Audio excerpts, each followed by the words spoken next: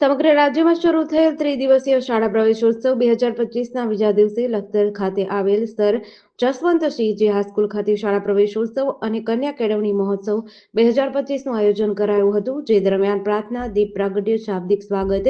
વિદ્યાર્થીઓ દ્વારા વક્તવ્ય, ઉપસ્થિત મહાનુભાવોના વક્તવ્ય, વિદ્યાર્થીઓનો પ્રવેશ તેમજ આભાર વિધિ જેવા કાર્યક્રમ યોજાયા હતા. જે શાળા પ્રવેશોત્સવ અને કન્યા કેળવણી મહોત્સવ કાર્યક્રમમાં ઉચ્ચ શિક્ષણ કમિશનરની કચેરી ગાંધીનગરના વહીવટી અધિકારી ડોક્ટર સંદીપભાઈ બી ભટ્ટ અધ્યક્ષસ્થાને ઉપસ્થિત રહ્યા હતા, જેમાં સરજે હાઈસ્કૂલમાં ધોરણ 9 અને 11માં પ્રવેશ મેળવનાર વિદ્યાર્થીઓનું કુમકુમ તિલક અને પુષ્પગુચ્છથી સ્વાગત કરીને પાઠ્યપુસ્તકો અને શૈક્ષણિક કીટ ભેટમાં આપવામાં આવી હતી. જે કાર્યક્રમના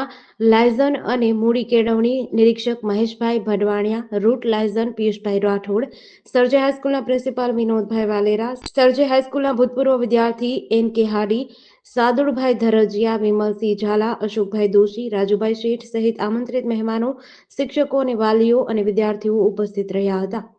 જેડીસી ન્યૂઝ સાથે જયેન્દ્રસિંહ ઝાલા, લખતર.